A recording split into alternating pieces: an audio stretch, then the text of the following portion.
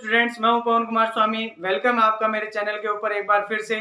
आज अपन एक और नया टॉपिक स्टार्ट करने वाले हैं, the rise of nationalism in Europe. बड़ा हिस्ट्री का जो पहला चैप्टर है उसके अंदर विजुअलाइजिंग द नेशन। तो बहुत ही इंपॉर्टेंट वीडियो होने वाला है। इस वीडियो के लास्ट में मैं आपको बोर्ड एग्जाम में 100% आने वाले इंपॉर्टेंट क्वेश्चन बताऊंगा, ताकि आप उनका आपको क्या मिल सके, फायदा मिल सके। तो आप वीडियो को जमाए, स्किप ना करें, वीडियो को अच्छी तरह से देखें, ताकि आपको वो क्वेश्चन प्राप्त हो और आप उन क्वेश्चंस के आधार पर बढ़िया मार्क्स गेन कर सको। तो चलिए बिना कोई देरी किए अपन आज का वीडियो स्टार्ट करते हैं। जैसे मैंने बताया, आज का जो अपना टॉपिक है वो है विजुअलाइजिंग द नेशन। जैसे मैंने पहले बताया था, पहले आज की तरह नेशन स्टेट नहीं हुआ करते थे, बड़े बड़े एम्पायर हुआ करते थे। तो ऑब्वियस सी बात है, नेशन को क्या करना था, किसी रूप से विजुअलाइज करना जरूरी था, उसको विजुअलाइज कराना जरूरी था। तो उसके लिए अपन पढ़ेंगे इस टॉपिक के अंदर क्या किया गया, किस तरह से नेशन को क्या किया गया, विजुअलाइज किया गया। तो चलिए बिना देरी किए अपन आज का टॉपिक स्टार्ट करते हैं। तो जैसे मैंने लिखा, पहला देखिए क्वेश्चन भी मेंशन कर रखा है, how does one go about giving a face to a nation. भाई ऑब्वियस सी बात है, जैसे मैंने कहा, नेशन जो था उसका कोई कॉन्क्रीट फॉर्म तो था नहीं, एब्स्ट्रैक्ट फॉर्म में था, अमूर्त रूप में था। तो उसको कॉन्क्रीट फॉर्म कैसे प्रोवाइड किया गया वो इसमें अपन पढ़ने वाले हैं।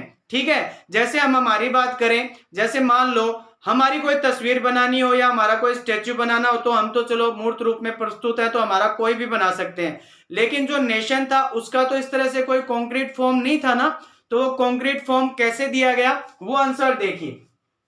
जैसे जो आर्टिस्ट थे, कौन सी सेंचुरी के अंदर, 18वीं सेंचुरी के जो मोस्ट ऑफ द जो आर्टिस्ट थे वो क्या करते थे, नेशन को पर्सोनिफाई करते थे।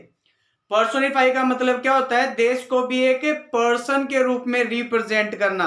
इंपॉर्टेंट क्वेश्चन है, ध्यान रखना। जैसे मैंने बताया कि मैं इस वीडियो में आपको बोर्ड एग्जाम में 100% आने वाले इंपॉर्टेंट क्वेश्चन बताने वाला हूं। तो उसमें एक क्वेश्चन आपका ये हो गया कि पर्सोनिफाई यानी क्या होता है, पर्सोनिफिकेशन क्या होता है। तो जैसे मैंने लिखा, represent a country as a person, यानी एक देश को एक व्यक्ति के रूप में प्रस्तुत करना, ही क्या कहलाता है, पर्सोनिफाई करना या पर्सोनिफिकेशन कहलाता है। और देखिए, उस समय जो नेशंस थे उनको मोस्टली किस तरह से पोर्ट्रेट किया जाता था, फीमेल फिगर्स के रूप में पोर्ट्रेट किया जाता था।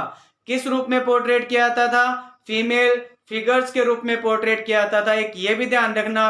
अब सवाल ये आता है कि फीमेल फिगर्स का ही सहारा क्यों लिया गया, मेल फिगर्स का सहारा क्यों नहीं लिया गया। तो ये माना जाता है कि जो फीमेल होती है वो ज्यादा बियरेबल होती है, इसीलिए फीमेल फिगर्स का ज्यादा सहारा लिया गया, यानी प्रयोग लिया गया। अब देखिए मैंने लिखा हुआ फीमेल फिगर किस लिए, so to abstract idea of the nation एक कॉन्क्रीट फॉर्म। जैसे मैंने कहा ना कि नेशन का कोई मूर्त रूप नहीं होता था, कॉन्क्रीट फॉर्म नहीं होता था। तो नेशन को एब्स्ट्रैक्ट फॉर्म से कॉन्क्रीट फॉर्म देने के लिए किसका प्रयोग किया गया, फीमेल फिगर्स का प्रयोग किया गया। एक और इंपॉर्टेंट ऑब्जेक्टिव क्वेश्चन कि फीमेल फिगर का प्रयोग किस लिए किया गया, किस लिए, so to abstract idea of the nation a concrete form, यानी नेशन को एब्स्ट्रैक्ट फॉर्म से कॉन्क्रीट फॉर्म प्रोवाइड करने के लिए फीमेल फिगर्स का क्या किया गया, प्रयोग किया गया, यानी अमूर्त रूप से उसको मूर्त रूप देने के लिए। ठीक है, बाद में ये जो फीमेल फिगर्स थे ये क्या बन गए, किसके रूप में, एलिगरी ऑफ द नेशन, यानी नेशन की एलिगरी के रूप में इनका क्या किया जाने लग गया, प्रयोग किया जाने लग गया। एलिगरी क्या होता है, एक और इंपॉर्टेंट क्वेश्चन आपके लिए।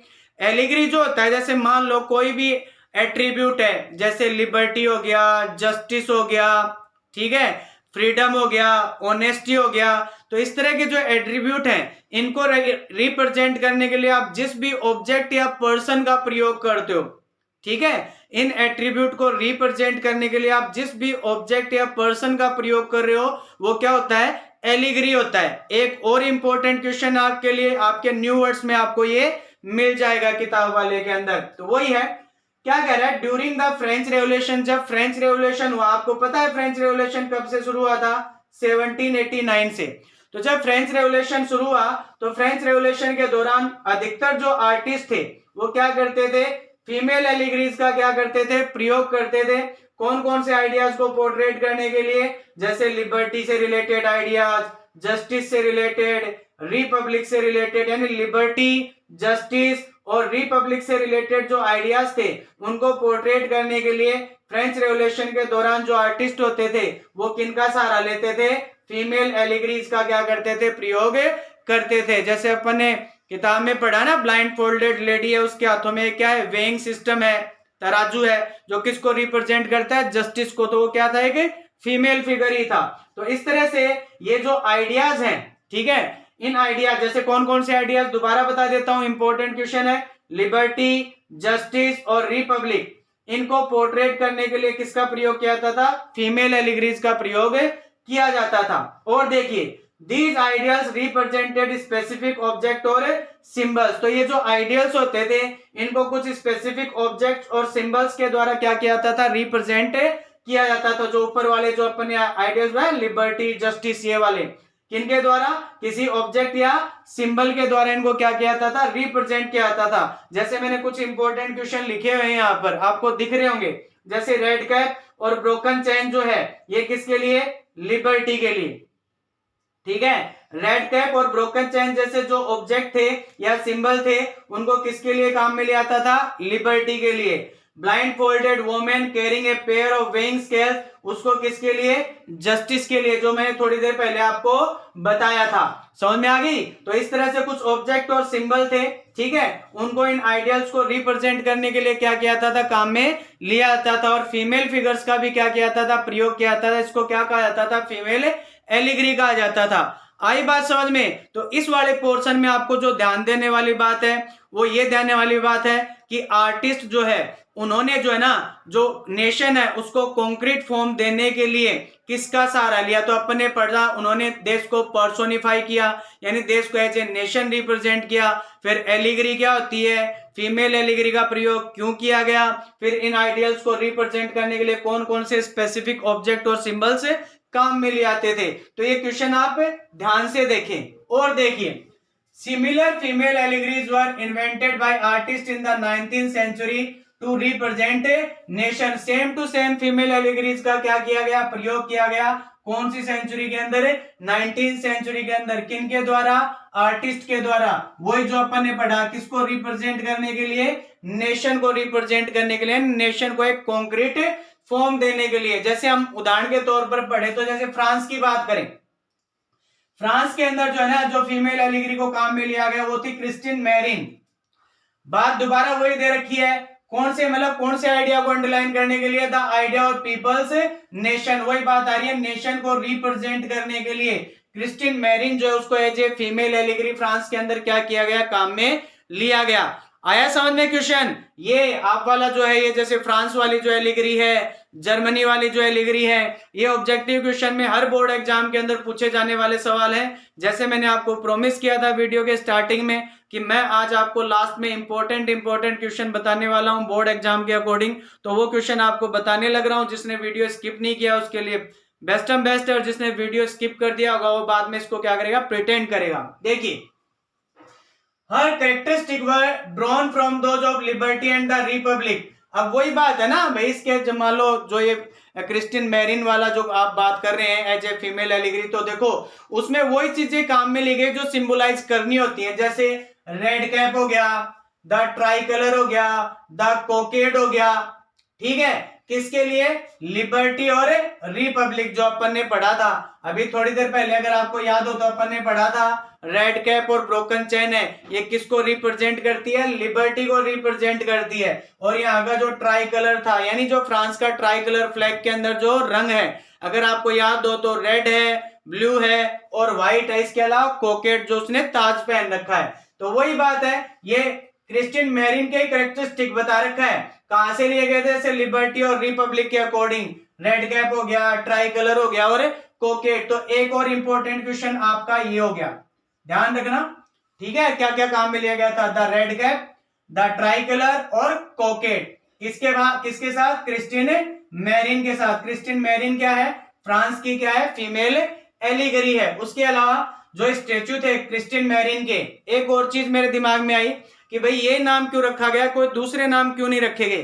तो ये जो मैरिन नाम जो था उस समय काफी क्या था, पॉपुलर था यहाँ पर, इसीलिए यही नाम क्या किया गया, चूज किया गया। इसके बाद इसके जो स्टेच्यूज थे क्रिस्टिन मैरिन के, उनको कहाँ लगा दिए गए, पब्लिक स्क्वायर जो थे, जो सार्वजनिक चौराहे थे, वहां पर इसके स्टेच्यूज क्या कर दिए गए, लगवा दिए गए। अब सवाल ये आता है क्यों लगवाए, तो मैंने आपको स्टार्टिंग में ही बताया था कि भाई एज ए नेशन उसको अज्यूम करने के लिए कि अपने नेशन को क्या कर रही है, रिप्रेजेंट कर रही है, ताकि लोग जो है ना उसको उससे कनेक्ट कर सके एज ए नेशन, यानी अपने नेशन को उसके थ्रू क्या कर सके, विजुअलाइज कर सके। किसके द्वारा, क्रिस्टिन मैरिन के थ्रू।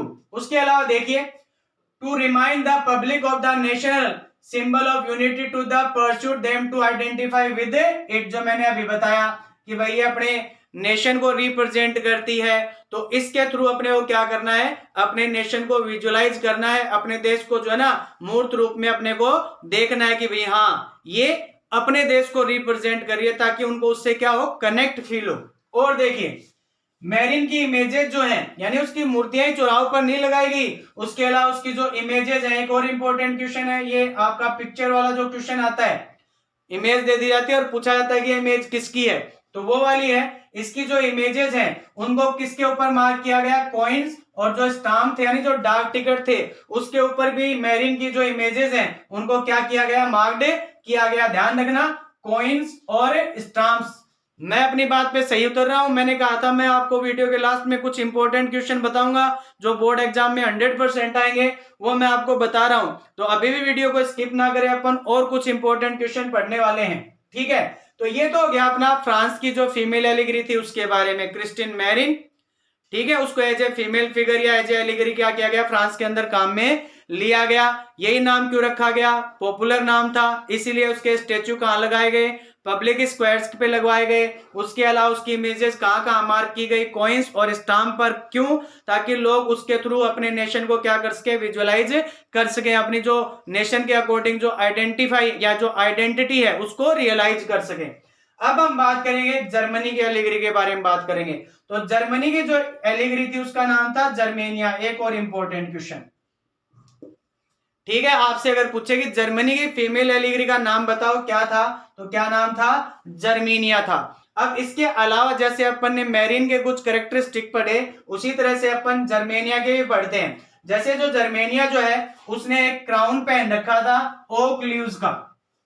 ठीक है, बहुत बार आया हुआ क्वेश्चन है कि ओक लीव्स किस चीज को रिप्रेजेंट करता है, तो ओक लीव जो है ना, यानी जर्मन भाषा के अंतर्गत देखे, जर्मन के लिए अगर अपन बात करें तो जो ओक है वो किसको रिप्रेजेंट करता है, हीरोइज्म को रिप्रेजेंट करता है, यानी साहस को रिप्रेजेंट करता है। समझ में आ गई बात। एक और इंपॉर्टेंट क्वेश्चन, ओक जो है, जर्मन ओक जो किस चीज को रिप्रेजेंट करता है, तो जर्मन ओक रिप्रेजेंट करता है किसको, हीरोइज्म को, साहस को रिप्रेजेंट करता है। तो ये अपन ने जर्मनी के अंदर पढ़ना है कि जर्मनी के अंदर कौन सी फीमेल एलिगरी का प्रयोग किया गया, तो फीमेल एलिगरी है जे जर्मेनिया वहां की फीमेल एलिगरी थी। ठीक है, उसके कैरेक्टरिस्टिक देखे तो उसने ओक लीव्स का क्राउन पहन रखा है। जर्मन ओक का जो है मतलब क्या होता है, क्या होता है, हीरोइज्म होता है। तो ये जर्मनी के अंदर अगर आपसे फीमेल एलिगरी के बारे में पूछे तो आपको ये बताना है। उसके अलावा इस टेबल में से भी ऑब्जेक्टिव क्वेश्चन 100% इंपॉर्टेंट आते हैं। जैसे पहला दे रखा है यहाँ पर एट्रीब्यूट और फिर इसका सिग्निफिकेंस क्या है। जैसे ब्रोकन चेन, अभी मैंने बताया था बीइंग फ्रीड यानी लिबर्टी, आजादी। ब्रेस्ट प्लेट विद ईगल, ठीक है, ये जो है ना सिंबल था कौन से एम्पायर का, जर्मन एम्पायर का। ध्यान रखना, breast plate with eagles, breast plate with eagles ये सिंबल था जर्मन एम्पायर का। किसको रिप्रेजेंट करता है, स्ट्रेंथ को रिप्रेजेंट करता है। उसके बाद में अभी अपन ने जो पढ़ा था क्राउन ऑफ ओक लीव्स, किसको रिप्रेजेंट करता है, हीरोइज्म को रिप्रेजेंट करता है। स्वॉर्ड जो है रेडीनेस टू फाइट, यानी लड़ने के लिए हमेशा क्या रहना, तैयार रहना, तो रेडीनेस टू फाइट। ठीक है, फिर है olive branches around the sword, तो विलिंगनेस टू मेक पीस, यानी शांति बनाए रखने के लिए। समझ में, लड़ाई झगड़े में विश्वास ना कर, शांतिपूर्ण तरीके से रहना। दो लास्ट वाले मैंने क्वेश्चन मार्क कर दिए, आपको इनका आंसर बताना है क्योंकि ये अपन पहले पढ़ चुके हैं। Black red and gold colour, ठीक है, फ्लैग वाला याद हो तो आपको मैं बता भी देता हूं, अपन ने पढ़ा था the making of nationalism in Europe वाला जो टॉपिक था, उसके अंदर अपन ने पढ़ा था कि कलर किन के द्वारा प्रयोग किए गए थे और किस में प्रयोग किए गए थे। इसके अलावा rays of the rising sun, इन दोनों का आंसर आपको मेरे को कमेंट में देना है कि इनका आंसर क्या आएगा, ताकि मेरे को भी पता चले कि जितनी मेहनत मैं कर रहा हूं आपके लिए उतनी मेहनत आप भी कर रहे हैं। तो ये था अपना आज का एक important topic, visualising the nation वाला टॉपिक। जो भी इंपॉर्टेंट टर्म्स थे इसके अंदर मैंने आपको बताने की कोशिश करी। दोबारा बता रहा हूं मैं आपको, जो बोर्ड एग्जाम में इनमें से एक क्वेश्चन 100% आएगा। एक तो पर्सोनिफिकेशन क्या होता है, एलिगरी क्या होता है, फीमेल एलिगरी का ही प्रयोग क्यों किया गया, जो ऑब्जेक्ट और सिंबल है जैसे रेड कैप और ब्रोकन चैन वाला बताया मैंने आपको, ब्लाइंड फोल्डेड वोमेन जिसके हाथ में एक वेइंग स्केल्स है या सिस्टम है, ये ऑब्जेक्ट और सिंबल के आधार पर रिप्रेजेंट करने वाले, ये भी आपको इंपॉर्टेंट रूप से याद रखना है क्योंकि इसमें से भी क्वेश्चन बनता है।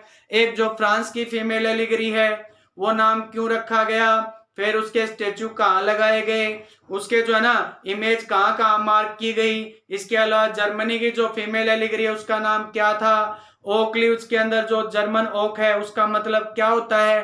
फिर मैंने आपको टेबल बताई वो की सारी जैसे ओक लीव्स वाला बताया जो हीरोइज्म को रिप्रेजेंट करता है, ठीक है ना। ब्रेस्ट टेपल और ईगल के साथ जो बताया था मैंने वो जर्मन एम्पायर को रिप्रेजेंट करता है स्ट्रेंथ के लिए, ठीक है। जो स्वॉर्ड है उसके चारों तरफ लीव्स लिपटी हुई है यानी ओलिव लीव्स लिपटी हुई, उसका मतलब क्या होता है, पीस मतलब होता है उसका, ठीक है। स्वॉर्ड के अंतर्गत पड़ाव पड़ने लगे लड़ने के लिए तैयार रहना। तो इनमें से एक सवाल या दो सवाल 100% आपके बोर्ड एग्जाम में आने वाले हैं। तो मैंने पूरी कोशिश की है आपको, जैसे मैंने वीडियो के शुरू में बताया था कि मैं आपको सारे इंपॉर्टेंट क्वेश्चन लास्ट में बताने वाला हूं, तो मैंने सारे इंपॉर्टेंट क्वेश्चन आपको बताए।